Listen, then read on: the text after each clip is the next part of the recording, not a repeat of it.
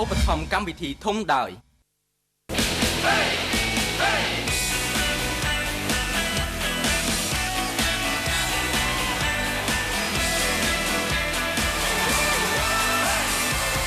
បើពិសាគ្រឿងស្រវឹងសូមកុំបើកបរ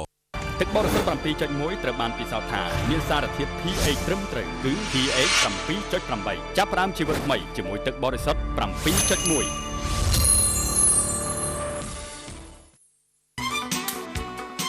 បងឆ្នាំបន្ទោអាចខំមួយគ្រឿង City Black មានពិសាស្រាបៀនស៊ីតសំណាងថ្មីពី City Black ស្រាបៀននំសំណាងលើបង្កើនធម៌ពលលោកអ្នក City Black ពិសាគ្រឿងស្រវឹងសូមកុំបើកបរសហការឧបត្ថម្ភដោយ Fuchderma ឈុតមុខតកុំលាងមុខតបូរីក្រែមការពារកម្ដៅថ្ងៃសាដូ F50 បូក្រែមលាងមុខឲ្យស្រស់វាណែរូបមន្តចំនួនថ្មីធ្វើឲ្យផ្ទៃមុខសម៉ត់រលោងមិនប្រែជាខ្មៅតែបៃតងទឹកផ្លែក្រូចទឹកស្ទ្រូប៊េរីទឹកក្រូចណាំងៅភេសជ្ជៈប៉ៅកម្លាំងបង្កើនធម៌ពលរំសាយភាពនឿយហត់សូមអញ្ជើញពិសាភេសជ្ជៈ CT ជាប្រភពនៃធម៌ពលស្ដេចទឹកញគឺជាផលិតផលនាំចូលផ្ដាច់មុខពីប្រទេសឥណ្ឌាដោយក្រុមហ៊ុនស្រីអាកាសទីយ៉ាអាហារ៉ននីហារ៉នស្ដេចទឹកញសុខភាពល្អគ្រួសាររីករាយនាងខ្ញុំសារងសីរួមជាមួយនឹងលោកលុនស្រាតសូមអនុញ្ញាតគោរពនិងជម្រាបសួរអស់លោកស្រីប្រិមិត្តទូរទស្សនិកជនទាំងអស់ជាទីគោរពនិងជាទីរាប់អានជួបគ្នាសាជាថ្មីនៅក្នុងកម្មវិធីបណ្ដាញព័ត៌មានអប្សរា ANN ចាត់តែកម្មវិធីយើងតែងតែធ្វើការផ្សាយផ្ទាល់នៅរៀងរាល់ថ្ងៃច័ន្ទដល់ថ្ងៃសុក្រវេលាម៉ោង 12:30 នាទីរហូតដល់ម៉ោង 1:30 នាទីហើយការផ្សាយម៉ោងពេញនេះយើងខ្ញុំទាំងពីរនាក់នឹងនាំមកជូនលោកអ្នកនាងនៅព័ត៌មានថ្មីៗដែលកំពុងតែកើតមានក្នុងប្រទេសកម្ពុជាក៏ដូចជាកើតមាននៅជុំវិញបណ្ដាពិភពលោកផងដែរជាការប៉ុណ្ណាក្រៅពីព័ត៌មានជាតិនិងព័ត៌មានអន្តរជាតិកម្មវិធីបណ្ដាញព័ត៌មានអប្សរា ANN ក៏មាននៅបទយោការឬក៏បទសម្ភាសបាទតាក់ទងទៅនឹងប្រធានបទផ្សេងៗហើយនៅក្នុងវគ្គទី3នៃកម្មវិធីគឺយើងមានព័ត៌មានប្លែកនិងព័ត៌មានដែលជាកន្លឹះជាការប៉ុណ្ណានៅក្នុងកម្មវិធីបណ្ដាញព័ត៌មានអប្សរា ANN លោកអ្នកក៏អាចទស្សនាការផ្សាយផ្ទាល់តាមអ៊ីនធឺណិតផងដែរដែលគ្រាន់តែចូលទៅកាន់គេហទំព័រ www.ann.com.kh ហើយគេហទំព័រមួយនេះនៅមានព័ត៌មានជាច្រើនទៀតសម្រាប់លោកអ្នកផងដែរអរគុណមុននឹងយើងខ្ញុំជម្រាបជូនអំពីព័ត៌មានពិស្ដាសូមគោរពអញ្ជើញតាមដានទស្សនានៅនីតិកាសំខាន់ជាមុនសិន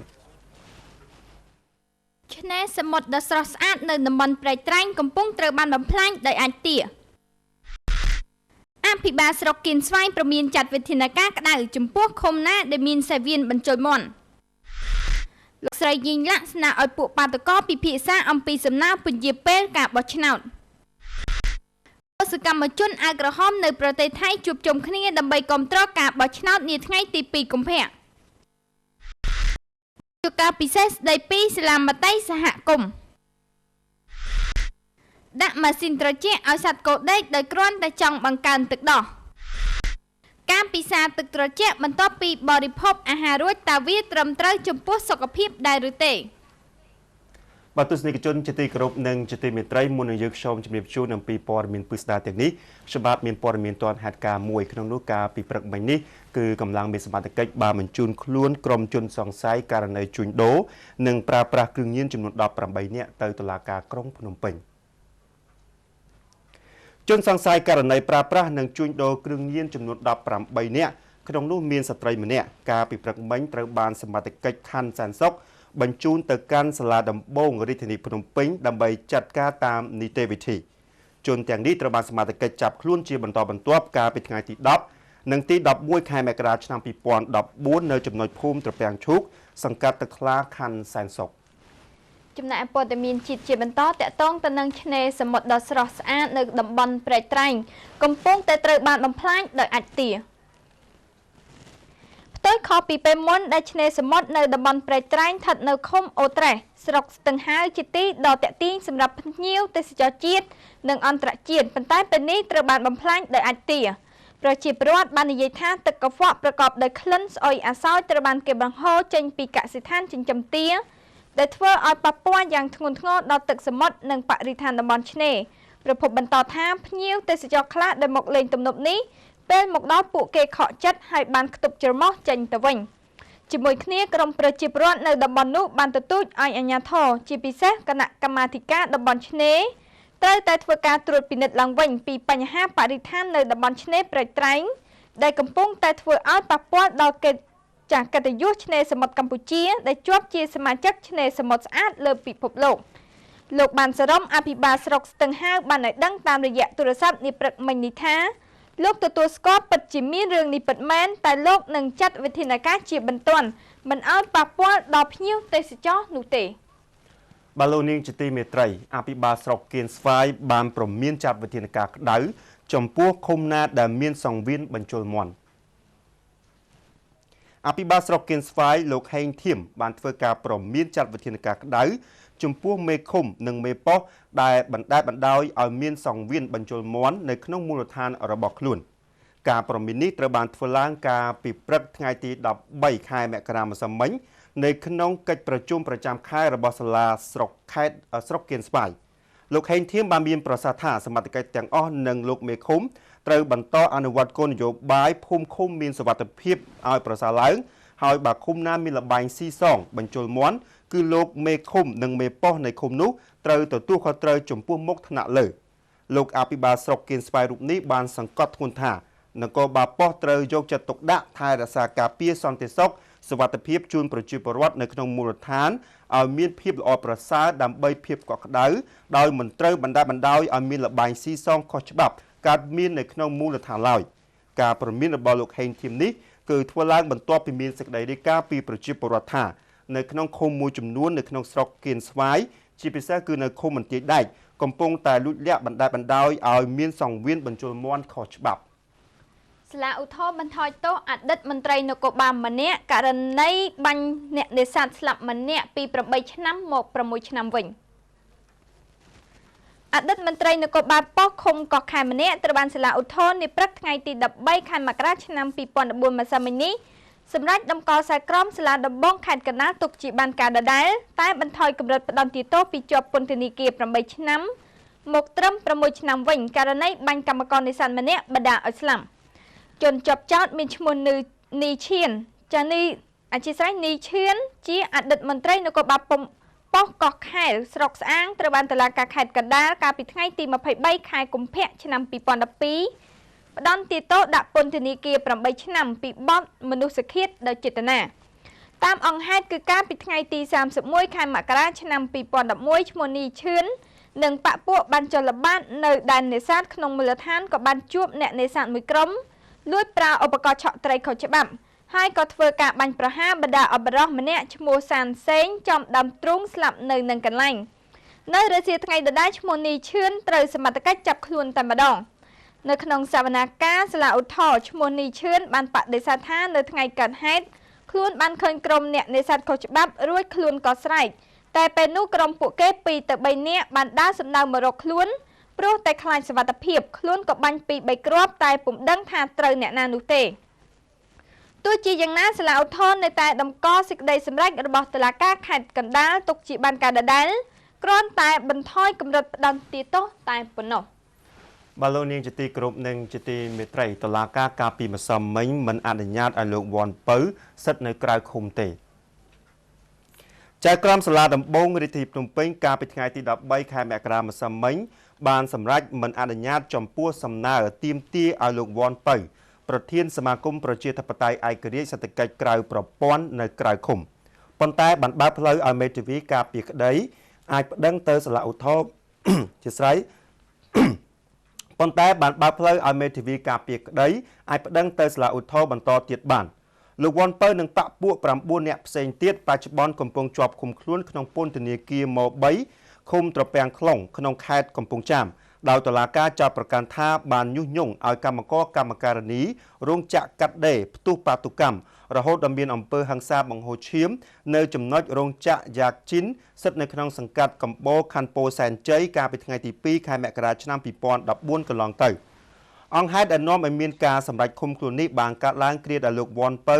បានដឹកនាំមនុស្សប្រមាណជាង40នាក់ដែលញុះញង់ធ្វើសកម្មភាពតាមរោងចក្របង្ខំឲ្យកម្មករដែលបានចូលធ្វើការចេញមកធ្វើបាតុកម្មទាមទារដំឡើងប្រាក់ឈ្នួលដែលមានម៉ូតូប្រមាណពី5ទៅ10គ្រឿងជិះមកស៊ីផ្លេខ្លាំងនិងបើកភ្លើងស្រែកឡូឡារួចកម្លាំងសមត្ថកិច្ចក៏បានបង្ក្រាបរហូតដល់មានការប៉ះទង្គិចគ្នាកាត់ឡើងតែម្ដង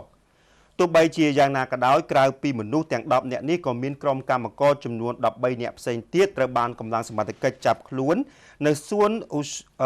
ឧស្សាហកម្មកាណាឌីយ៉ាតាមបណ្ដោយផ្លូវវែងស្រេងសង្កាត់ចោមចៅខណ្ឌពោធិ៍សែនជ័យកាលពីថ្ងៃទី3និងទី4ខែមករាឆ្នាំ2014ក្នុងការប៉ះទង្គិចគ្នារវាងក្រុមកម្មករនិងកម្លាំងសមត្ថកិច្ចចម្រុះដែលបច្ចុប្បន្នពួកគេទាំងនោះសរុបចំនួន23នាក់កំពុងតែជាប់ឃុំខ្លួនក្នុងពន្ធនាគារម3ស្ថិតនៅក្នុងខេត្តកំពង់ចាមខេត្តស្ទឹងត្រែងឯនោះវិញដោះលែងបុគ្គលិកអង្គការម្នាក់ដែលជាប់ចោទពីបទចម្រិតទីប្រាក់ព្រះរាជអាជ្ញាអមសាលាដំបងខេត្តស្ទឹងត្រែងគឺលោកច្រឹងខ្មៅកាលពីថ្ងៃទី13មករាម្សិលមិញបានសម្រេចដោះលែងបុគ្គលិកអង្គការក្រៅរដ្ឋាភិបាលម្នាក់ដែលជាប់ចោទពីបទឆែកឆេរលំនៅឋានអ្នកដទៃដោយមិនមានច្បាប់អនុញ្ញាតនិងចម្រិតទីប្រាក់លោកធួនវ៉ារីជាបុគ្គលិកអង្គការការពារបរិស្ថាននិងធនធានធម្មជាតិត្រូវបានកម្លាំងកងរាជអាវុធហត្ថស្រុកសៀមប៉ាងចាប់ខ្លួនកាលពីចុងសប្តាហ៍កន្លងទៅនៅផ្ទះរបស់លោកដែលស្ថិតនៅភូមិតាខឹងស្រុកព្រែកមាសស្រុកចាខុំស្រុកអធិស្ឋានឃុំព្រែកមាសស្រុកសៀមប៉ាងខេត្តស្ទឹងត្រែងបន្ទាប់ពីមានការប្តឹងពីស្ត្រីម្នាក់ដែលជាភរិយារបស់មេឈ្មោះឈើដ៏ធំនៅក្នុងខេត្តនេះឈ្មោះសុម៉ាប់ថាបានចូលឆែកឆេរផ្ទះខ្លួននិងចម្រិតទីប្រាក់ចំនួន$1,500ការចាប់ខ្លួននេះបានធ្វើឡើងភ្លាមបន្ទាប់ពីកម្លាំងសមត្ថកិច្ចចម្រុះបានចូលទៅឆែកឆេរផ្ទះរបស់ឈ្មោះសុម៉ាប់ដោយរឹបអូសបានឈើចំនួន6រថយន្តកែច្នៃមានចំនួនជាង6តោនដែលបានកប់ទុកនៅក្នុងដីដោយសារពាក្យបណ្ដឹងនេះអ្នកកាសែតម្នាក់ក៏ត្រូវបានគេតាមចាប់ខ្លួនផងដែរប៉ុន្តែយ៉ាងណាក៏ដោយអំឡុងការសាកសួរជនសង្ស័យកាលពីម្សិលមិញនៅការិយាល័យព្រះរាជអាជ្ញាអមសាលាដំបងខេត្តក្រចេះគេមិនបានឃើញភស្តុតាងដាក់បន្ទុកដែលឈានទៅដល់ការចាប់ខ្លួននោះឡើយហើយដែលអ្នកខ្លះបានសន្និដ្ឋានថាការចាប់ខ្លួននោះអាចផ្ដើមពីការខឹងសម្បាររបស់ឈ្មួញឈើដែលគិតថាជនសង្ស័យជាអ្នករាយការណ៍ប្រាប់សមត្ថកិច្ចឲ្យមកចាប់ឈើរបស់ខ្លួនហើយក៏ប្រឌិតរឿងឲ្យសមត្ថកិច្ចចាប់ខ្លួនវិញដើម្បីសងសឹកបាទលោកនាងជាទីគោរពនិងជាទីមេត្រីព័ត៌មានជាបន្តគឺតាក់ទងទៅនឹងករណីប៉ុនប៉ងលួចរថយន្តដឹកដីក្នុងនោះគឺកម្លាំងមេសមត្ថកិច្ចនៅស្រុកអង្គស្នួរបានចាប់ជនសង្ស័យ2នាក់ពីបទលួចឡានដឹកដី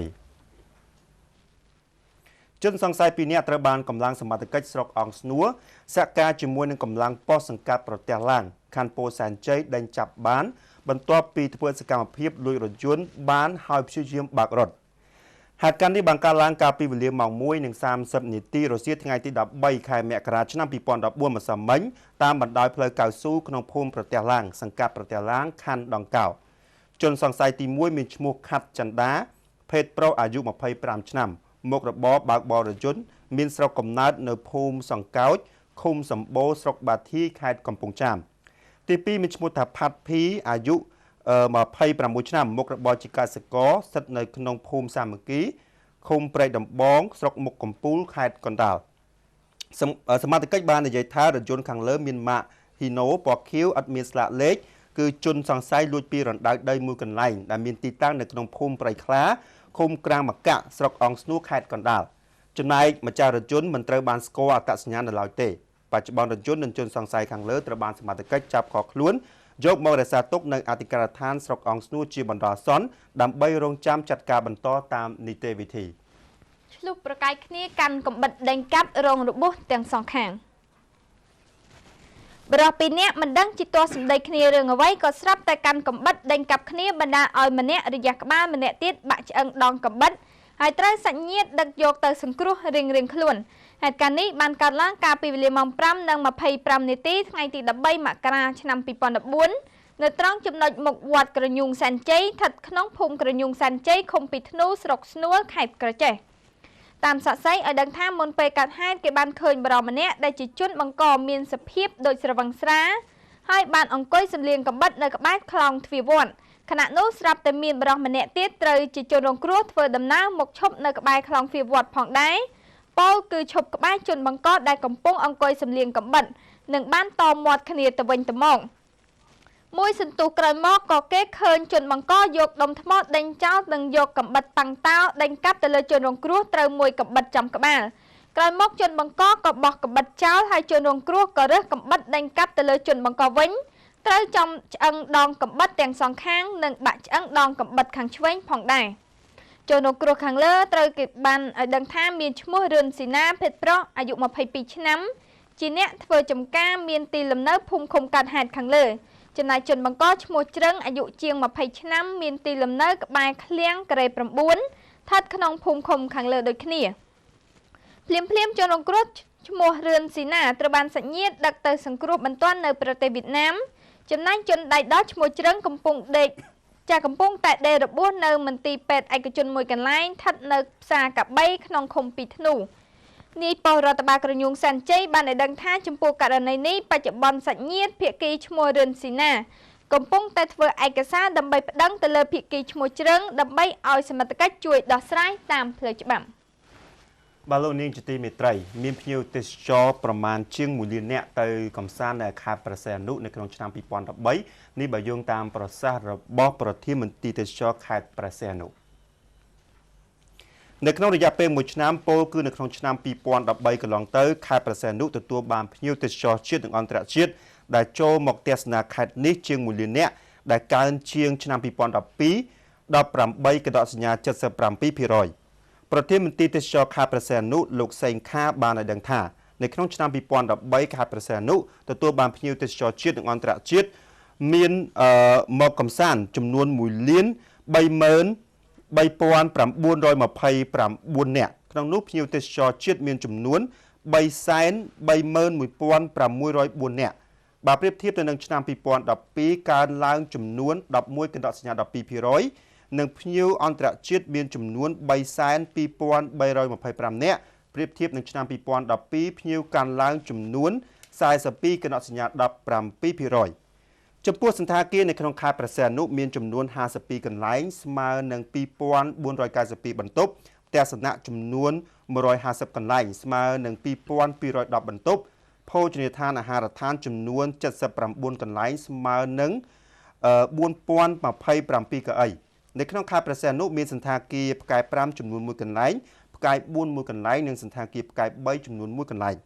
គួរបញ្ជាក់ផងដែរថានៅក្នុងឆ្នាំ2012កន្លងទៅខេត្តព្រះសីហនុទទួលបានភ្ញៀវទេសចរជាតិនិងអន្តរជាតិត្រឹមតែចំនួន8,7,464 នាក់តែប៉ុណ្ណោះក្នុងនោះគឺភ្ញៀវទេសចរជាតិមានចំនួន657,821 នាក់និងអន្តរជាតិមានចំនួន212,643 នាក់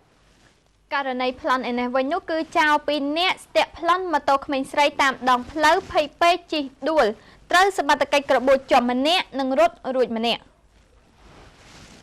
ជនសង្ស័យម្នាក់ក្នុងចំណោម2នាក់ត្រូវអ្នកភូមិស្ទាក់ចាប់បានរួចវាយ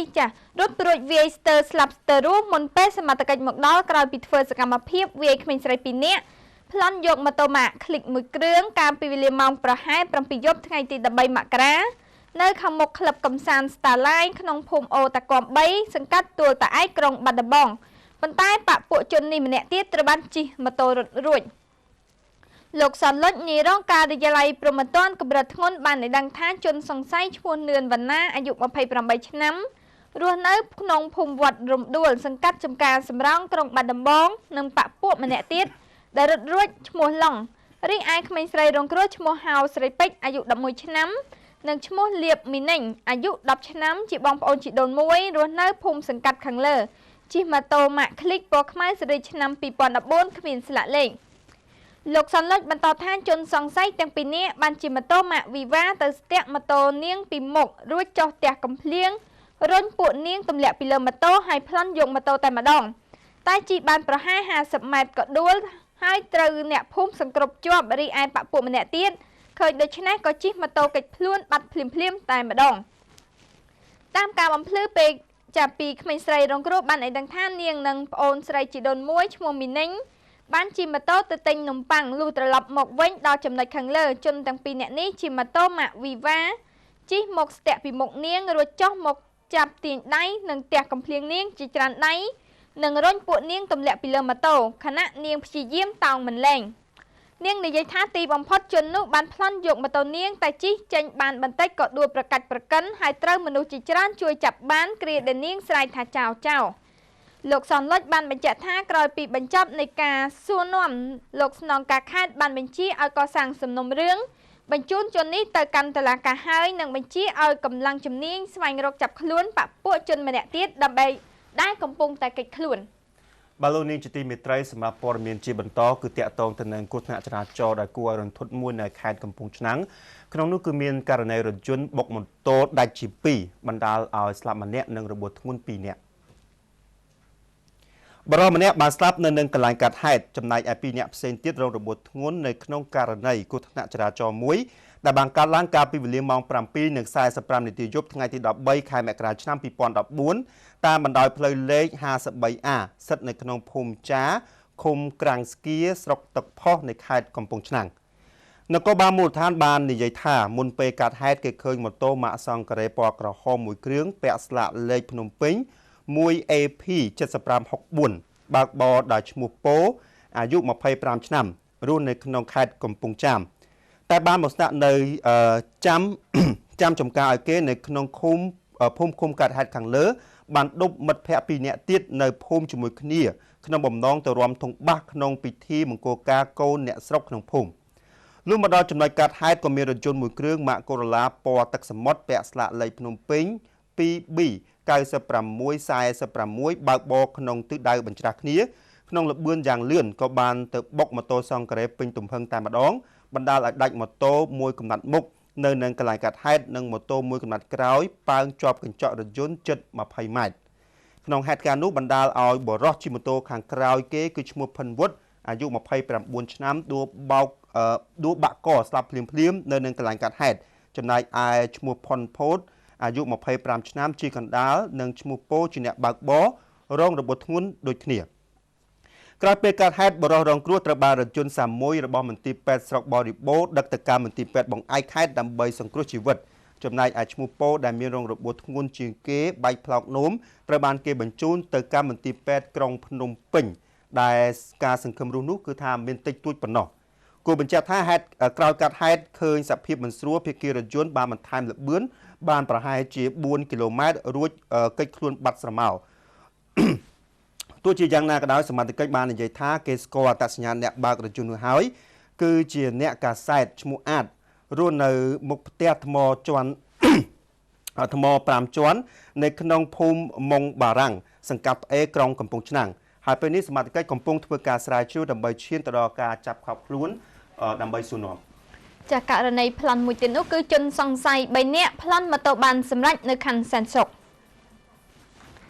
ជនសង្ស័យ3នាក់បានធ្វើសកម្មភាពបាញ់ប្លន់យកម៉ូតូបានសម្រេចនិងបណ្ដាលឲ្យម្ចាស់ម៉ូតូរងរបួសជាទម្ងន់កាលពីវេលាម៉ោង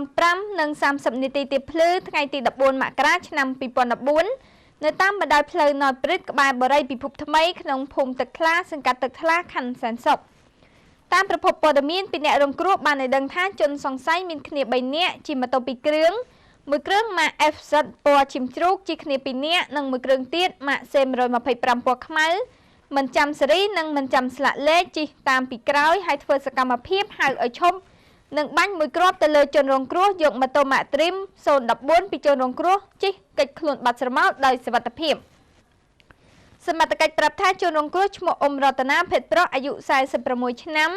ជាមន្ត្រីកងរាជអាវុធហត្ថលើផ្ទៃប្រទេសស្នាក់នៅផ្ទះជួលក្នុងភូមិទួលពងរសង្កាត់ចំចៅខណ្ឌពោធិ៍សែនជ័យ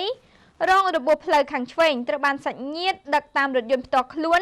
យកទៅសង្គ្រោះនៅមន្ទីរពេទ្យព្រះកសមាខ្ញុំបាទក៏មានព័ត៌មានគ្រោះថ្នាក់ចរាចរណ៍មួយទៀតផងដែរក្នុងនោះគឺរថយន្តបានបុកម៉ូតូមានរបួសធ្ងន់រួចក៏បើកកិច្ចបាត់ស្រមោល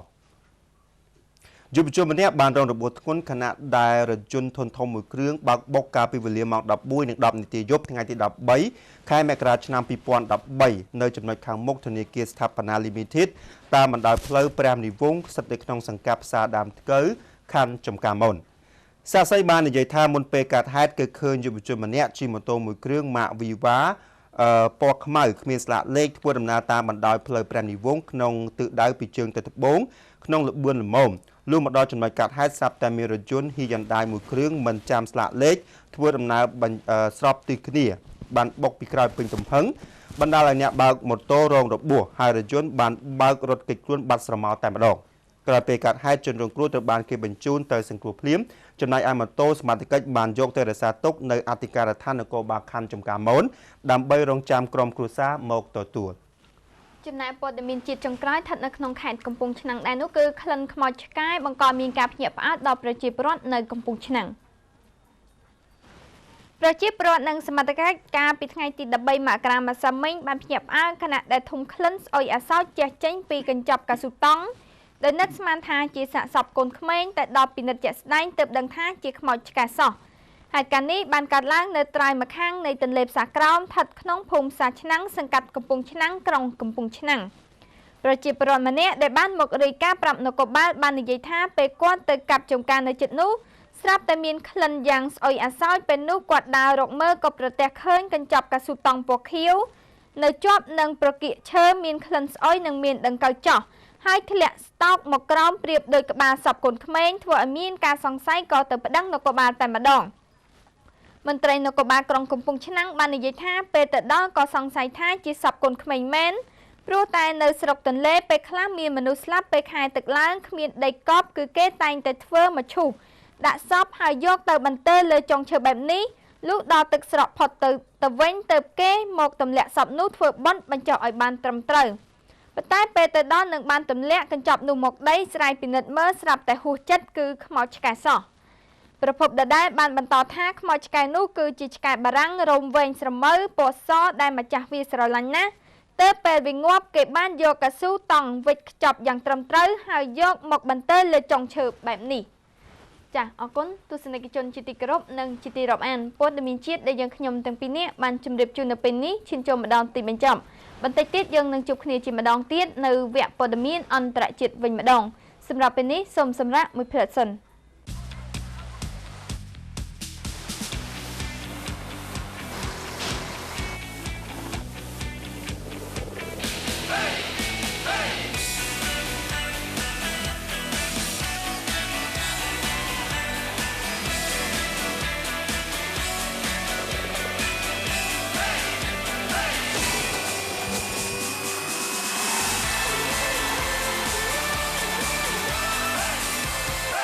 ពិសាគ្រឿងស្រវឹងសូមកុំបើកបរស្ដេចទឹកញគឺជាផលិតផលនាំចូលផ្ដាច់មុខពីប្រទេសឥណ្ឌាដោយក្រុមហ៊ុនស្រីអាកាសទីយ៉ាអាហារ៉ុននីហារ៉ុនឱសថបុរាណដ៏ស័ក្តិសិទ្ធិនេះត្រូវបានផ្ដល់ជូនវិញ្ញាបនបត្រដោយក្រសួងសុខាភិបាលនៃព្រះរាជាណាចក្រកម្ពុជាស្ដេចទឹកញគឺជាឱសថដែលផ្សំចេញពីផ្លែញប្រទាលកន្ទុយក្រពើកន្ទួតព្រៃយិនសិនបុរាណនិងផ្លែឈើ9មុខទៀតធ្វើឲ្យមានប្រសិទ្ធភាពក្នុងការព្យាបាលជំងឺរ៉ាំរ៉ៃអ្នកពុំមានជំងឺអាចជួយបណ្ដុះកោសិកានិងបង្កើនថាមពលកាន់តែខ្លាំងក្លាថែមទៀតស្ដេចទឹកញសុខភាពល្អគ្រួសាររីករាយ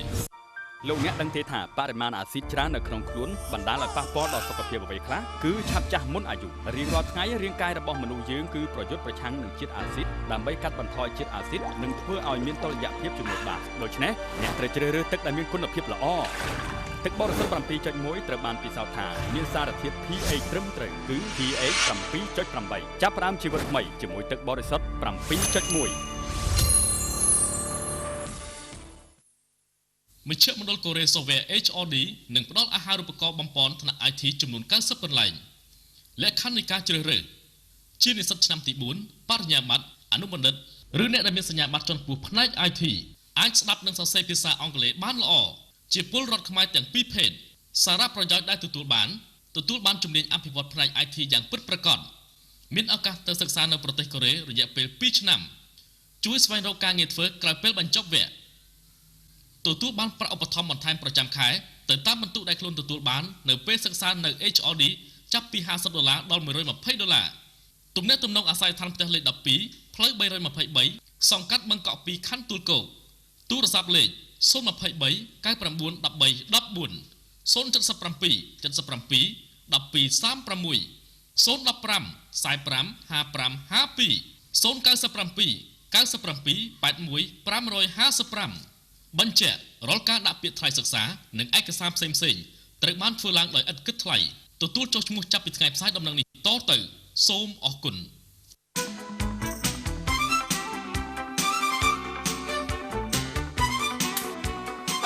បងឆ្នាំបន្ទោไอคอนមួយគ្រឿង City Black មាន ពិសាស្រាប់មាន City Black ថ្ងៃនេះលោកអ្នកនឹងមានសំណាងឈ្នះរង្វាន់ម៉ូតូ Icon Series 2013ទូរស័ព្ទដៃ Samsung Galaxy S4 រង្វាន់ស្រាប់មាន City Black 100កេសនិង1កេសរង្វាន់ស្រាប់មាន City Black 5កំប៉ុង2កំប៉ុង1កំប៉ុងសរុបជាទឹកប្រាក់650លានរៀលសំណាងថ្មីពី City Black ស្រាប់មាននាំសំណាងលើបង្កើនធម៌ពលលោកអ្នក City Black ពិសាគ្រឿងស្រវឹងសុំកំបាក់បោ Fujderma ឈុតមុខសសម្រាប់សុភាពបរោះនិងសុភាពនារីលាងសម្អាតមុខជាមួយនឹងពុំលាងមុខសបូរីជួយកម្ចាត់ជាតិខ្លាញ់ព្យាបាលមុនអង្កាមបន្តឹងស្បែកមុខបំបត្តិជ្រីវជ្រួញនិងការពារមិនឲ្យមុខខ្មៅស្រអាប់ធ្វើឲ្យផ្ទៃមុខស្រស់ស្អាតទន់ម៉ត់រលោងក្រែមការពារកម្ដៅថ្ងៃសាដូ F50 បូការពារស្បែកមិនឲ្យជ្រីវជ្រួញរក្សាភាពក្មេងជាងវ័យព្យាបាលមុខក្រហមឬជាំដោយសាររលាកពីកម្ដៅថ្ងៃនិងបញ្ហាខូចពីការប្រើប្រាស់ផលិតផលផ្សេងៗការពារស្បែកពីកម្ដៅថ្ងៃរហូតដល់8ម៉ោងមានសាដូគឺមានឆាត់មួយសម្រាប់ការពារស្បែករបស់លោកអ្នកក្រែមលាបមុខឲ្យសវែនបំបត្តិស្នាមជាំស្នាមអុចខ្មៅដោយមុនចិត្តកោសិកាខូចធ្វើឲ្យរន្ធញើសកាន់តែតូចទៅស្បែកស្រអាប់ប្រែជាស្រស់ថ្លាមានសំណើមរូបមន្តចំនួនថ្មីធ្វើឲ្យផ្ទៃមុខសម៉ត់រលោងមិនប្រែជាខ្មៅ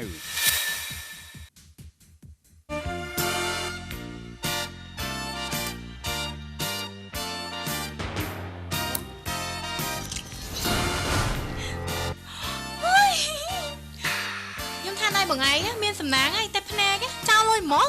ឈ្នះរង្វាន់ដោយមិនដឹងខ្លួនពីស្រាបៀរ City Gold ជាទឹកប្រាក់ពី10លានរៀល5លានរៀល1លានរៀល10000រៀល5000រៀល2000រៀល1000រៀលសរុប650លានរៀល City Gold ស្រាប់មាននាំសំណាងប្រាក់លានសម្រាប់លោកអ្នកពិសាគ្រឿងស្រវឹងសុំកំបាក់បោ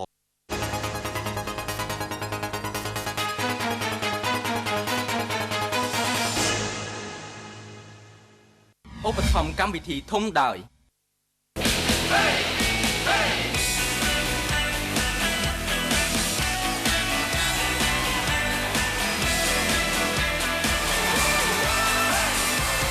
បើពិសាគ្រឿងស្រវឹងសូមកុំបើកបោទឹកបរិសុទ្ធ 7.1 ត្រូវបានពិសោធន៍ថាមានសារធាតុ pH ត្រឹមត្រូវគឺ pH 7.8 ចាប់ផ្ដើមជីវិតថ្មីជាមួយទឹកបរិសុទ្ធ 7.1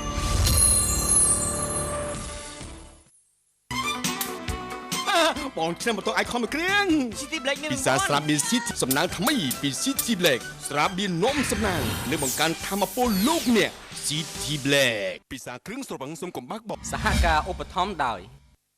Fujderma ឈុតមុខសពុំលាងមុខសបូរីក្រែមការពារកម្ដៅថ្ងៃសាដូ F50 បូក្រែមលាងមុខឲ្យសវែនរូបមន្តចំនួនថ្មីធ្វើឲ្យផ្ទៃមុខសម៉ត់រលោងមិនប្រែជាខ្មៅតែបៃតងទឹកផ្លែក្រូចទឹកស្ទ្រូប៊ឺរីទឹកក្រូចណាំងៅភេសជ្ជៈប៉ៅកម្លាំងបង្កើនធម៌ពលរំសាយភាពនឿយហត់សូមអញ្ជើញពិសាភេសជ្ជៈ CT ជាប្រភពនៃធម៌ពលស្ដេចទឹកញគឺជាផលិតផលនាំចូលផ្ដាច់មុខពីប្រទេសឥណ្ឌាដោយក្រុមហ៊ុនស្រីអាកាសទីយ៉ាអាហារ៉ុននីហារ៉ុនស្ដេចទឹកញសុខភាពល្អគ្រួសាររីករាយចាជួបគ្នាសាជាថ្មីនៅក្នុងវគ្គទី2ដែលវគ្គនេះពីកម្មវិធីតែងតែបន្តជំរាបជូនលោកអ្នកនាងនៅព័ត៌មានអន្តរជាតិវិញម្ដងដែលព័ត៌មានអន្តរជាតិជាដំបូងនោះតកតងទៅនឹងលោកស្រីយីងឡាក់ស៊ីនវត្រាស្នើឲ្យពួកបាតុករពិភាក្សាអំពីសំណើពជាពេលការបោះឆ្នោតនាយករដ្ឋមន្ត្រីចាំផ្ទះក្នុងប្រទេសថៃលោកស្រីយីងឡាក់ស៊ីនវត្រាកាលពីម្សិលមិញបានអំពាវនាវឲ្យថ្នាក់ដឹកនាំបាតុកម្មជួបតុពិភាក្សាគ្នាអំពីសំណើរបស់គណៈកម្មាធិការរៀបចំការបោះឆ្នោតដែលចង់ពន្យាពេលនៃការបោះឆ្នោតមុនកំណត់ពលគឺពន្យាពីថ្ងៃទី2ខែកុម្ភៈទៅដល់ថ្ងៃទី4ខែឧសភានាឆ្នាំ2014នេះការជំរុញបែបនេះរបស់លោកស្រីយីងឡាក់គឺចំពេលដែលពួកបាតុករប្រឆាំងរាជរដ្ឋាភិបាលថៃប្រមាណ 60000 នាក់បង្កការជាប់គាំងនៅទូទាំងក្រុងបាងកកកាលពីម្សិលមិញលោកស្រីយីងឡាក់មានបំណងបន្ថយស្ថានភាពតានតឹងទៅសូមឲ្យពួកបាតុករចូលតុពិភាក្សាគ្នាអំពីសំណើពជាពេលបោះឆ្នោតបែបនេះយ៉ាងណាក៏ដោយបណ្ដារដ្ឋមន្ត្រីបានអះអាងថាសំណើនេះមិនអាចទៅរួចនោះទេប្រសិនបើផ្អែកតាមរដ្ឋធម្មនុញ្ញហើយពួករដ្ឋមន្ត្រីទាំងនេះបានបង្ហាញអំពីការប្រឆាំងនឹងសំណើមួយនេះពួកប្រឆាំងបានចាប់ប្រកាន់ថាលោកស្រីយីងឡាក់ចង់ជួយដល់បងប្រុសបង្ការរបស់លោកស្រីគឺលោកថាក់ស៊ីនស៊ីនវត្រាដែលជាតនដិតនិរទេសខ្លួននៅក្រៅប្រទេសនាពេលបច្ចុប្បន្នអតីតនាយករដ្ឋមន្ត្រីថៃថាក់ស៊ីនស៊ីនវត្រាត្រូវបានគេធ្វើរដ្ឋប្រហារទម្លាក់កាលពីឆ្នាំ2006កន្លងទៅហើយក្រោយមកត្រូវតុលាការសម្រេចឲ្យមានទោសពីបទប្រព្រឹត្តអំពើពុករលួយ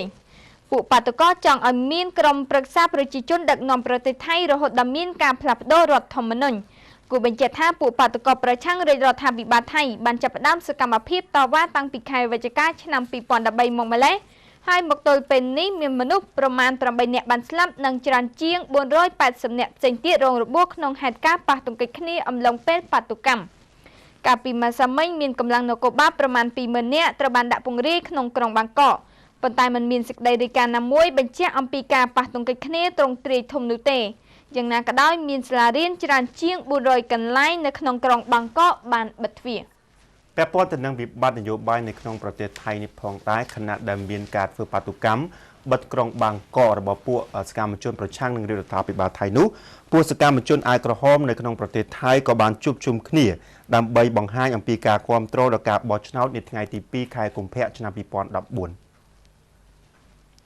ខណៈដែលពួកបាតុករប្រឆាំងទៅនឹងរដ្ឋាភិបាលថៃបិទក្រុងបាងកកកាលពីម្សិលមិញនោះក្រុមសកម្មជនអាយក្រហមបានបង្ហាញអំពីបានបង្កើតយុទ្ធនាការមួយគាំទ្រដល់ការបោះឆ្នោតដែលកំណត់ធ្វើឡើងនៅថ្ងៃទី2ខែកុម្ភៈឆ្នាំ2014នេះប្រធានក្រុមនេះគឺលោកស្រីធីតារ៉ាវ៉ាន់សេតនិងសហមេដឹកនាំលោកវែងតូស៊ីរីកានបានចូលរួមជាមួយអ្នកគាំទ្រនៅឯខេត្តអយុធ្យាកាលពីថ្ងៃច័ន្ទម្សិលមិញដើម្បីធ្វើយុទ្ធនាការសម្រាប់ការបោះឆ្នោតសភាមានអ្នកចូលរួមប្រមាណ100នាក់បានបង្ហាញអំពីការគាំទ្រដល់រាជរដ្ឋាភិបាលចាំផ្ទះនិងថ្កោលទោសមួយមេដឹកនាំក្រុមតវ៉ាប្រឆាំងរាជរដ្ឋាភិបាលដោយចោទថាលោកស៊ូថេបធឿកស៊ូបានកំពុងញុះញង់ឲ្យមានអំពើហិង្សានៅក្នុងប្រទេសថៃពួកអាយក្រហមប្រមាណ 5,000 នាក់បានដើរដង្ហែនៅខេត្តខុនខែនដើម្បីគាំទ្រដល់ការបោះឆ្នោតថ្ងៃទី2ខែកុម្ភៈឆ្នាំ2014ក្រុមនេះដឹកនាំដោយលោកណាតតាវុតសាយគឿនិងបេក្ខជនសមាជិកសភាគណៈបកភឿថៃផ្សេងៗទៀតសមាជិកក្រុមនេះរាប់ពាន់នាក់បានចូលរួមជាមួយនឹងមេដឹកនាំក្រុមលោកចាតុផនព្រំផាននៅក្នុងខេត្តឈៀងម៉ៃបង្ហាញពីការគាំទ្រការបោះឆ្នោតនាថ្ងៃទី2ខែកុម្ភៈលោកចាតុផនបានអះអាងថាការជួបជុំបិទក្រុងបាងកករបស់ពួកប្រឆាំងរដ្ឋាភិបាលថៃនឹងត្រូវបញ្ចប់ក្នុងរយៈពេលមិនដល់មួយសប្តាហ៍ផងពលគឺចំពេលដែលអ្នករស់នៅក្នុងក្រុងបាងកកអស់ភាពអត់ធ្មត់ចំណែកព័ត៌មានអន្តរជាតិជាបន្តគឺសហរដ្ឋអាមេរិកទទូចឲ្យថៃដោះស្រាយបញ្ហាវិបត្តិនយោបាយដោយសន្តិវិធីសហរដ្ឋអាមេរិកកាលពីម្សិលមិញបានជំរុញឲ្យប្រទេសថៃដែលជាសម្ព័ន្ធរបស់ខ្លួននោះស្វែងរកវិធីដោះស្រាយភាពជាប់គាំងខាងនយោបាយប្រកបដោយសន្តិវិធីខណៈដែលសកម្មភាពបាតុកម្មនេះពេលនេះអាចនឹងបង្កការប៉ះទង្គិចគ្នាទ្រង់ទ្រាយធំអ្នកនាំពាក្យក្រសួងការបរទេសអាមេរិកលោកស្រីម៉ារីហាបានប្រាប់ក្រុមអ្នកសារព័ត៌មានថាក្រុមមន្ត្រីអាមេរិកអំពាវនាវឲ្យគ្រប់ភាគីទាំងអស់អត់ធ្មត់ដើម្បីបញ្ជាអំពើហិង្សាហើយត្រូវគោរពច្បាប់ក្នុងប្រទេសលោកស្រីបានបន្តទៀតថាសហរដ្ឋអាមេរិកកំពុងធ្វើការជាមួយភាគីមានចំនួននៅក្នុងប្រទេសថៃដើម្បីជំរុញឲ្យមានការចរចានិងអន្តរការប្រជាធិបតេយ្យដោយសន្តិវិធីក្រុមបាតុកររាប់ពាន់នាក់បាននឹងកំពុងធ្វើព្យុះភ្លៀងក្នុងក្រុងបាងកកដើម្បីជំរុញឲ្យនាយករដ្ឋមន្ត្រីចាំផ្ទះក្នុងប្រទេសថៃលោកស្រីយីងឡាក់ស៊ីនវត្រាចុះចេញពីតំណែងហើយបង្កើតឲ្យមានក្រុមប្រឹក្សាប្រជាជនប្រទេសថៃគឺជាសម្ព័ន្ធមិត្តដ៏យូរអង្វែងមួយរបស់សហរដ្ឋអាមេរិកក្នុងតំបន់អាស៊ីក្នុងនោះថៃនិងអាមេរិកបានចុះហត្ថលេខាលើសន្ធិសញ្ញាមិត្តភាពកាលពីឆ្នាំ1833សម្រាប់ព័ត៌មានអន្តរជាតិចុងក្រោយសម្រាប់ថ្ងៃនេះគឺតាក់ទងទៅនឹងករណីផ្ទុះគ្រាប់បែកនៅអ៊ីរ៉ាក់ចំពេលដែលមានវត្តមានអគ្គលេខាធិការអង្គការសហប្រជាជាតិលោកបានគីមូនបណ្ដាលឲ្យស្លាប់មនុស្សយ៉ាងតិច21នាក់ការវិប្រហារ4លើកនៅក្នុងរដ្ឋធានីនៃប្រទេសអ៊ីរ៉ាក់បានកើតឡើងកាលពីម្សិលមិញចំពេលដែលអគ្គលេខាធិការអង្គការសហប្រជាជាតិលោកបានគីមូនទៅបំពេញទស្សនកិច្ចនៅប្រទេសមួយនេះជាហេតុនាំឲ្យស្លាប់មនុស្សយ៉ាងហោចណាស់21នាក់មិនទាន់មានក្រុមណាមួយចេញមកទទួលខុសត្រូវចំពោះការផ្ទុះគ្រាប់បែកទាំងនេះនៅឡើយទេប៉ុន្តែមកដល់ពេលនេះនាយករដ្ឋមន្ត្រីនៃប្រទេសអ៊ីរ៉ាក់លោកនូរីអាល់ម៉ាលីគីនៅតែបន្តយុទ្ធនាការប្រយុទ្ធប្រឆាំងនឹងពួកសកម្មប្រយុទ្ធអ៊ីស្លាមនាភាគខាងលិចនៃប្រទេសឥតឈប់ឈរឡើយក្នុងពេលចូលរួមសន្និសីទសារព័ត៌មានជាមួយនឹងនាយករដ្ឋមន្ត្រីអ៊ីរ៉ាក់កាលពីម្សិលមិញលោកបានគីមូនបានថ្លែងអំពីកង្វល់លើបញ្ហាវាយប្រហារដែលចេះតែកើតឡើងនៅក្នុងប្រទេសអ៊ីរ៉ាក់ហើយលោកបានជំរុញឲ្យថ្នាក់ដឹកនាំអ៊ីរ៉ាក់ដោះស្រាយបញ្ហានេះកាលពីដើមសប្តាហ៍នេះអង្គការសហប្រជាជាតិបានលើកឡើងអំពីការព្រួយបារម្ភជាខ្លាំងចំពោះវិបត្តិមនុស្សធម៌ដ៏ធ្ងន់ធ្ងរនៅក្នុងតំបន់អានបាភាគខាងលិចនៃប្រទេសអ៊ីរ៉ាក់ពលគឺចំពេលដែលមានការភ័យខ្លាចថាអ៊ីរ៉ាក់អាចធ្លាក់ទៅក្នុងសង្គ្រាមស៊ីវិលជាថ្មីអង្គការសហប្រជាជាតិបានឲ្យដឹងថាមានមនុស្សជិត 9,000 នាក់បានស្លាប់ ដោយសារតែអំពើហិង្សាបង្ហូរឈាមរយៈពេល5ឆ្នាំនៅក្នុងប្រទេសអ៊ីរ៉ាក់បាទទស្សនិកជនជាទីគោរពនិងជាទីមេត្រីនៅវគ្គក្រោយយើងខ្ញុំនឹងវិលមកជួបអ្នកវិញដើម្បីបង្ហាញជូននៅបទយោការឬក៏បទសម្ភាសន៍ប្រចាំថ្ងៃប៉ុន្តែខណៈនេះសូមអនុញ្ញាតសម្រាប់បទទេសសិន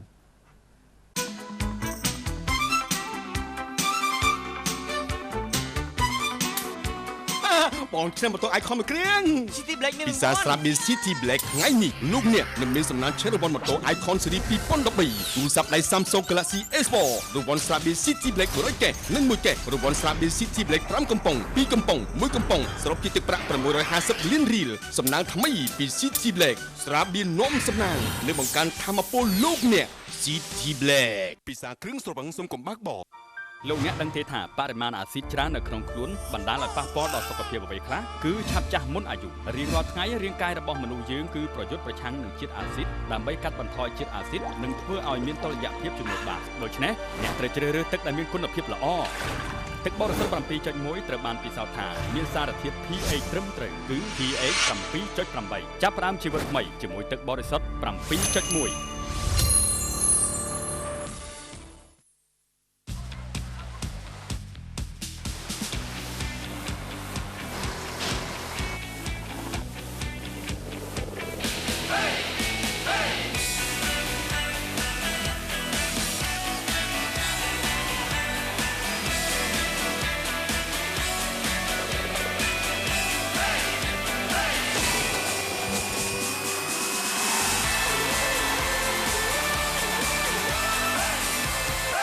ពិសាគ្រឿងស្រវឹងសូមកុំបើកបោ Food Derma ឈុតមុខតសម្រាប់សុភាពបរិសុទ្ធនិងសុភាពនារីលាងសម្អាតមុខជាមួយនឹងហ្វូមលាងមុខស្តបូរីជួយកម្ចាត់ជាតិខ្លាញ់ព្យាបាលមុនអង្កាមបន្ថែមស្បែកមុខបំបត្តិជ្រីវជ្រួញនិងការពារមិនឲ្យមុខខ្មៅស្រអាប់ធ្វើឲ្យផ្ទៃមុខស្រស់ស្អាតទន់ម៉ត់រលោងក្រែមការពារកម្ដៅថ្ងៃសាដូ F50 បូការពារស្បែកមិនឲ្យជ្រីវជ្រួញរក្សាភាពក្មេងជាងវ័យព្យាបាលមុខក្រហមឬជាំដោយសាររលាកពីកម្ដៅថ្ងៃនិងបញ្ហាខូចពីការប្រើប្រាស់ផលិតផលផ្សេងៗការពារស្បែកពីកម្ដៅថ្ងៃរហូតដល់8ម៉ោងមានសាដូគឺមានឆាត់មួយសម្រាប់ការពារស្បែករបស់លោកអ្នកក្រែមលាបមុខឲ្យសហ្វែននេះបំបត្តិស្នាមជាំស្នាមអុចខ្មៅដោយមុនចិត្តកោសិកាខូចធ្វើឲ្យរន្ធញើសកាន់តែតូចទៅស្បែកស្រអាប់ប្រែជាស្រស់ថ្លាមានសំណើមរូបមន្តចំនួនថ្មីធ្វើឲ្យផ្ទៃមុខសម៉ត់រលោងមិនប្រែជាខ្មៅ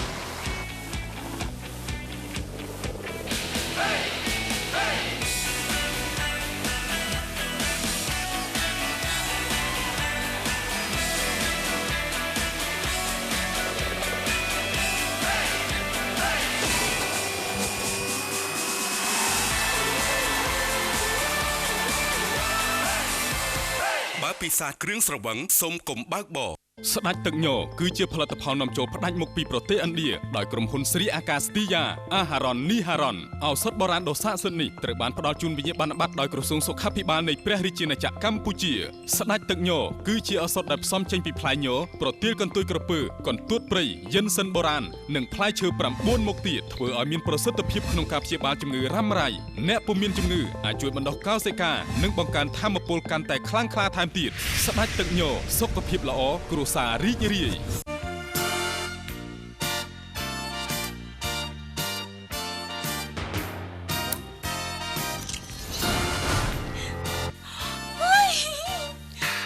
ខ្ញុំថាណៃបងឯងមានសំណាងឯងតែភ្នែកចោលលុយហ្មងឈ្នះរង្វាន់ដោយមិនដឹងខ្លួនពីស្រាបៀរ City Gold ជាទឹកប្រាក់ពី10លានរៀល5លានរៀល1លានរៀល10000រៀល5000រៀល2000រៀល1000រៀលសរុប650លានរៀល City Gold ស្រាបៀរនាំសំណាងប្រាក់លានសម្រាប់លោកអ្នកពិសាគ្រឿងស្រវឹងសុំកំបាក់បោ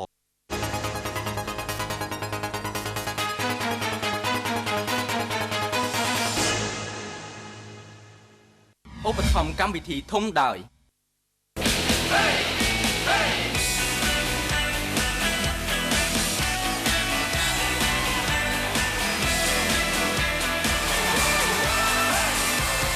បើពិសាគ្រឿងស្រវឹងសូមកុំបើកបោ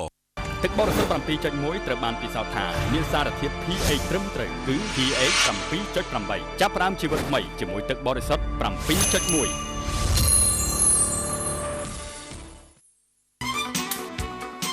បងឆ្នាំម៉ូតូ Icon មួយគ្រឿង City Black មានពិសាស្រាបៀរ City សំណាងថ្មីពី City Black ស្រាបៀរនំសំណាងនៅបង្កើនធម៌ពលលោកអ្នក City Black ពិសាគ្រឿងស្រវឹងសុំកំបាក់បប សហការឧបត្ថម្ភដោយ Fix Derma ឈុតមុខតបំលាងមុខតបូរីក្រែមការពារកម្ដៅថ្ងៃសាដុំ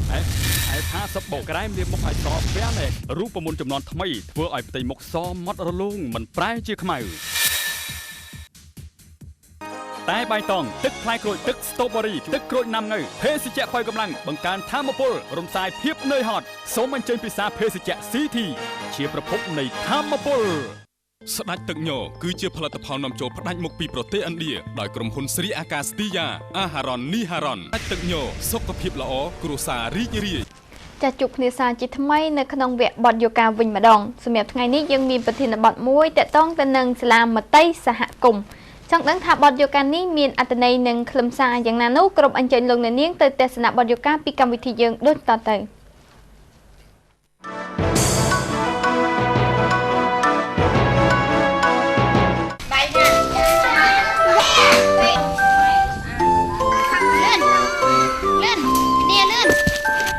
យល់ថាល្អព្រោះអីកូនយើងបានទៅរៀនចេះដឹងតាមគេតាមឯងចឹង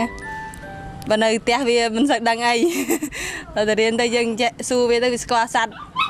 គ្រប់មុខចឹងផ្លែឈើឲ្យទៅសួរ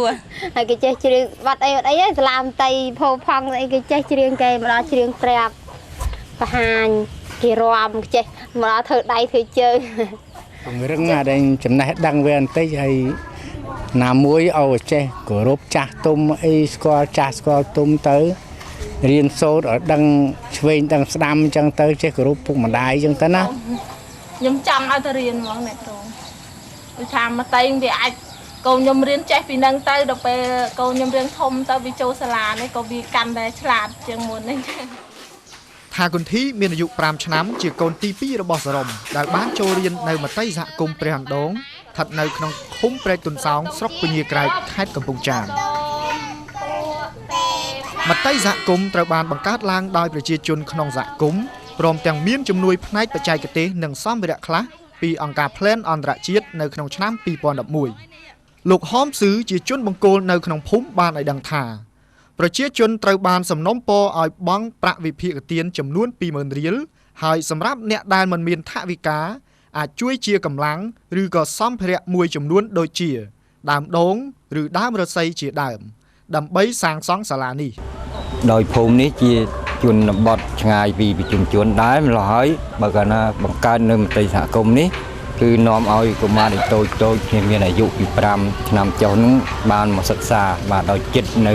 ទីលំនៅងាយស្រួលនឹងជូនមកសិក្សាទៀតគោលបំណងខ្ញុំទាំងអស់គ្នានឹងចង់ឲ្យកូនចៅមានការអប់រំពីតូចហើយឲ្យបញ្ញាស្មារតីវានឹងដើម្បីឲ្យវាឆ្លាតដើម្បីឈានទៅចូលសាលាបឋមនោះឲ្យវាឆាប់ចេះឆាប់ដឹងមត្តេយ្យសហគមន៍ត្រូវបានបែងចែកជា2គឺសាលាមត្តេយ្យកម្រិតទាបដែលទទួលកុមារអាយុក្រោម3ឆ្នាំនិងសាលាមត្តេយ្យកម្រិតខ្ពស់ដែលទទួលកុមារអាយុ4និង5ឆ្នាំសាលាមត្តេយ្យនេះបានបើកបង្រៀន5ថ្ងៃក្នុងមួយសប្តាហ៍ដែលការបង្រៀនធ្វើឡើងក្នុងរយៈពេល2ម៉ោងកន្លះទៅ3ម៉ោងជារៀងរាល់ព្រឹកឪពុកម្ដាយសិស្សត្រូវសំណូមពរឲ្យចូលរួមវិភាគទានជាទឹកប្រាក់ចំនួន 8,000 រៀលក្នុងមួយខែសម្រាប់អាហារពេលព្រឹក3ដងក្នុងមួយសប្តាហ៍គ្រូដែលបង្រៀននៅក្នុងមត្តេយ្យសហគមន៍ព្រែកអណ្ដូងនេះសុទ្ធតែត្រូវបានជ្រើសរើសចេញពីសហគមន៍ផ្ទាល់ពួកគាត់ត្រូវរៀនចប់យ៉ាងហោចណាស់ថ្នាក់បឋមសិក្សាមុននឹងឆ្លងកាត់វគ្គបណ្ដុះបណ្ដាល10ថ្ងៃពីការបង្រៀននិងការធ្វើសម្ភារៈសម្រាប់សិស្សពីក្រសួងអប់រំមិនថាសាលាមត្តេយ្យសហគមន៍ឬសាលាមត្តេយ្យរដ្ឋនោះទេកុមារត្រូវតែរៀននៅមេរៀនធំចំនួន5គឺចិត្តចលភាពពុរេសំណេរពុរេគណិតចិត្តអារម្មណ៍និងសង្គមនិងវិទ្យាសាស្ត្រទី1ឲ្យគេស្គាល់ផ្លែឈើអញ្ចឹងថាជាផ្លែអ្វីចាអញ្ចឹងធម្មតាគេនៅផ្ទះគឺគេដងក៏ដងអត់អស់ដែរចំណោមផ្លែឈើដែលគេញ៉ាំណាប៉ុន្តែនៅក្នុងនេះគឺមានផ្លែឈើជ័រមានគ្រប់វាមិនគ្រប់មុខទេក៏ប៉ុន្តែអាចថាច្រើនជាងនៅគ្រួសាររបស់គាត់ដែលគាត់ធ្លាប់បានហូបចាខ្ញុំឃើញថាការនៅ នៅអត់តាន់បានចូលរៀនអញ្ចឹងឃើញក៏ក្មេងនេះដើរលេងគប់គ្នាហើយចេះបចោគ្នាអញ្ចឹងអ្នកគ្រូដល់ពេលក្រោយពីនេះរួចចេះពេលធ្វើឲ្យមិត្តដួលឬក៏ឈឺយំអីអាចក្មេងនេះចេះសុំទោសមិត្តចេះជួយលើកមិត្តឲ្យងើបឈរឡើងដើរអីចឹងអ្នកគ្រូជាមួយគ្នានេះផងដែរសារ៉ុំក៏បានយល់ឃើញពីអត្ថប្រយោជន៍និងភាពខុសប្លែកគ្នារវាងចំណេះដឹងរបស់កូនគាត់ទាំងពីរផងដែរទោះជាយ៉ាងនេះក្តីអ្នកគ្រូភេពឆៃងឹមក៏បានជួបប្រទះនៅផលវិបាកមួយចំនួនផងដែរបរៀនខ្លះទៅពេលបរៀនអញ្ចឹងទៅសិស្សឃ្លានបាយអញ្ចឹងទៅអាចសិស្សទៀតទៅផ្ទះអីអញ្ចឹងលើដល់ថានិយាយថាហើយកូនកុំអាលទៅអីអញ្ចឹង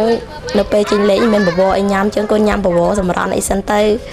កូនកុំដល់ទៅផ្ទះចាំនៅសល់តែបន្តិចទៀតអីហើយចូលពេលពិបាកខ្លាំងទៅដូចថាសិស្សអីយំខ្លាំងអញ្ចឹងក៏ខ្ញុំមិនដឹងធ្វើម៉េចដែរអាចឲ្យនៅអង្គុយនៅក្រៅឬក៏ជាការខ្ញុំអាចសុំលេខទូរស័ព្ទម៉ែឪអញ្ចឹងមកឲ្យទេឲ្យមកយកអញ្ចឹងទៅទន្ទឹមនឹងនេះលោកហមស៊ឺក៏បានបង្ហាញពីការលំបាកនិងភាពអសកម្មមួយចំនួនរបស់សិស្សផងដែរដោយសារតែការរវល់ពីសំណាក់ឪពុកម្ដាយសិស្សមិនសូវសកម្មត្រង់ថាវាមករៀននឹងជូនអីវាផ្អែកទៅលើឪពុកម្ដាយវាមានការងារដូចជាទៅធ្វើជាការផងបាទរហូតទៅតាមម្ដាយឬក៏ម្ដាយទៅរវល់ទៅនេះទៅនោះអីទៅគ្នាក៏អាក់ខានដែរបាទហើយម្យ៉ាងទៀតគឺនៅផ្ទះដែរហ្នឹងប៉ុន្តែដូចជាមិនទៅថាយកចិត្តទុកដាក់មានមួយចំនួនតូចទេមិនទាំងអស់ទេបាទជាទូទៅឃើញថាយើងមានជួបការលំបាកមួយចំនួនដែរដូចជាចំណុចទី1គឺបងប្អូនប្រជាជនក៏ដូចជាប្រជាពលរដ្ឋនៅក្នុងភូមិជាទូទៅគឺគាត់អត់សូវបានយល់ដឹងទូលំទូលាយអំពីកម្មវិធីអប់រំកុមារតូចនឹងទេបាទហើយទី2ដោយសារតំបន់ពួកគាត់ជាតំបន់ក្រីក្រមិនសូវជាមានការអភិវឌ្ឍផ្នែកសេដ្ឋកិច្ចគ្រួសារឬក៏សេដ្ឋកិច្ចនៅក្នុងភូមិឯហ្នឹងបាទពីដំបូងខ្ញុំគិតថាកូនខ្ញុំវាតូចជាងគេពេកទៅវាមិនត្រូវគេវាយយំរងថ្ងៃគាត់នេះទៅលេងក៏គេវាយយំដែរតូចជាងគេរួចទៅខ្ញុំគិតថាចាំឲ្យវារាំងធំបន្តិចចំណុចឆ្នាំក្រោយទៅបានបញ្ចូលទៅសាលាមត្តេយ្យកូនខ្ញុំបងហ្នឹងបានទៅរៀននៅសាលានោះដែរហើយប៉ុន្តែវល់ពេកខានខ្លះបាទទស្សនិកជនជាទីគោរពនិងជាទីមេត្រីនៅវគ្គក្រោយយើងខ្ញុំនឹងបន្តជំរាបជូនអំពីព័ត៌មានប្លែកនិងព័ត៌មានកណ្ដឹះវិញម្ដងប៉ុន្តែគណៈនេះសូមអនុញ្ញាតសម្រាប់បន្តិចសិន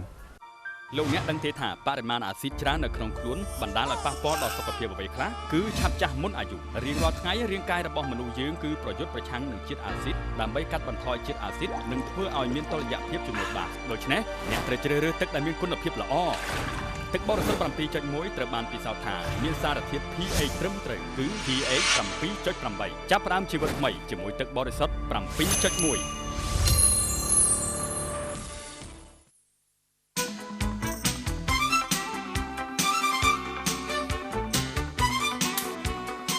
បងឆ្នាំបន្ទោ icon មួយគ្រឿង City Black មានពិសាស្រាប់មាន City Black ថ្ងៃនេះលោកអ្នកនឹងមានសំណាងឈ្នះរង្វាន់ម៉ូតូ icon series 2013ទូរស័ព្ទដៃ Samsung Galaxy S4 រង្វាន់ស្រាបៀរ City Black 100កេសនិង1កេសរង្វាន់ស្រាបៀរ City Black 5កំប៉ុង2កំប៉ុង1កំប៉ុងសរុបជាទឹកប្រាក់650លានរៀលសំណាងថ្មីពី City Black ស្រាបៀរនំសំណាងនឹងបង្កើនថាមពលលោកអ្នក City Black ពិសាគ្រឿងស្រវឹងសុំកំបាក់បស្ដេចទឹកញគឺជាផលិតផលនាំចូលផ្ដាច់មុខពីប្រទេសឥណ្ឌាដោយក្រុមហ៊ុនស្រីអាកាសទីយ៉ាអាហារ៉ុននីហារ៉ុនឱសថបុរាណដ៏ស័ក្តិសិទ្ធិនេះត្រូវបានផ្ដល់ជូនវិញ្ញាបនបត្រដោយក្រសួងសុខាភិបាលនៃព្រះរាជាណាចក្រកម្ពុជាស្ដេចទឹកញគឺជាឱសថដែលផ្សំចេញពីផ្លែញប្រទាលកន្ទុយក្រពើកន្ទួតព្រៃយិនសិនបុរាណនិងផ្លែឈើ9មុខទៀតធ្វើឲ្យមានប្រសិទ្ធភាពក្នុងការព្យាបាលជំងឺរ៉ាំរ៉ៃអ្នកពុំមានជំងឺអាចជួយបណ្ដុះកោសិកានិងបង្កើនថាមពលកាន់តែខ្លាំងក្លាថែមទៀតស្ដេចទឹកញសុខភាពល្អគ្រួសាររីករាយ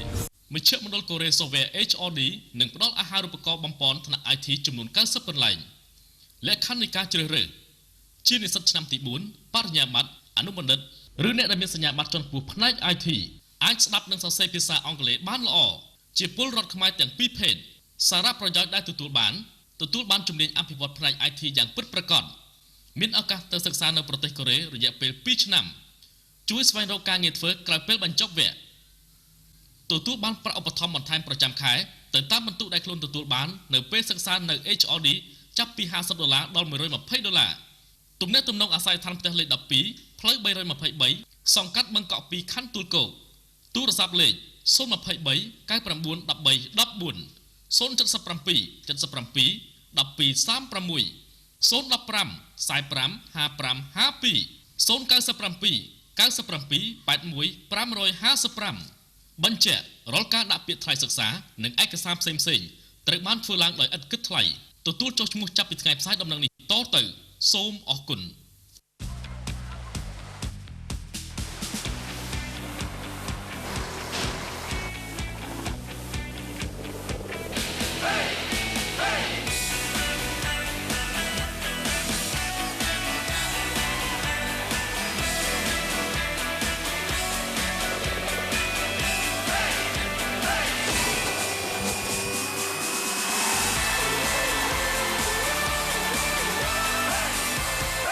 ពិសាគ្រឿងស្រវឹងសូមកុំបើកបរ Fujderma ឈុតមុខតសម្រាប់សុភាពបរោះនិងសុភាពនារីលាងសម្អាតមុខជាមួយនឹងហ្វូមលាងមុខតបូរីជួយកម្ចាត់ជាតិខ្លាញ់ព្យាបាលមុនអង្កាមបន្ថែមស្បែកមុខបំបត្តិជ្រីវជ្រួញនិងការពារមិនឲ្យមុខខ្មៅស្រអាប់ធ្វើឲ្យផ្ទៃមុខស្រស់ស្អាតទន់ម៉ត់រលោងក្រែមការពារកម្ដៅថ្ងៃសាដូ F50 បូការពារស្បែកមិនឲ្យជ្រីវជ្រួញរក្សាភាពក្មេងជាងវ័យព្យាបាលមុខក្រហមឬជាំដោយសាររលាកពីកម្ដៅថ្ងៃនិងបញ្ហាខូចពីការប្រើប្រាស់ផលិតផលផ្សេងៗការពារស្បែកពីកម្ដៅថ្ងៃរហូតដល់8ម៉ោងមានសាដូគឺមានឆាត់មួយសម្រាប់ការពារស្បែករបស់លោកអ្នកក្រែមលាបមុខឲ្យសហ្វែនបំបត្តិស្នាមជាំស្នាមអុចខ្មៅដោយមុនចិត្តកោសិកាខូចធ្វើឲ្យរន្ធញើសកាន់តែតូចទៅស្បែកស្រអាប់ប្រែជាស្រស់ថ្លាមានសំណើមរូបមន្តចំនួនថ្មីធ្វើឲ្យផ្ទៃមុខសម៉ត់រលោងមិនប្រែជាខ្មៅ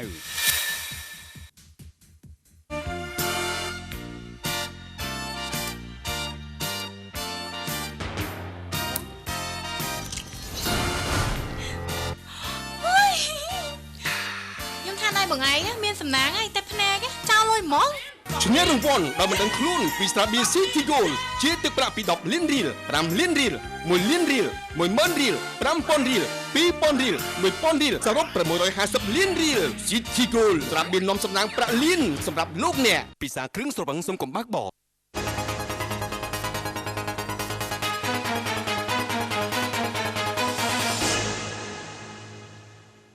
ឧបត្ថម្ភកម្មវិធីធំដោយ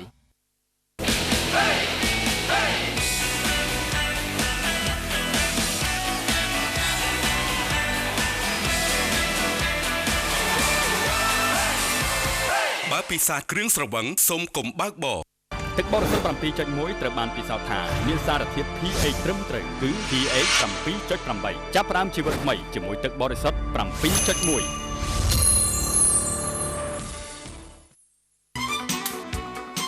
បងឈ្នះម៉ូតូ Icon មួយគ្រឿង City Black មានពិសាស្រាបៀរ City សំណាងថ្មីពី City Black ស្រាបៀរនំសំណាងលើបង្កើនធម៌ពលលោកអ្នក City Black ពិសាគ្រឿងស្រវឹងសុំកំបាក់បោសហការឧបត្ថម្ភដោយ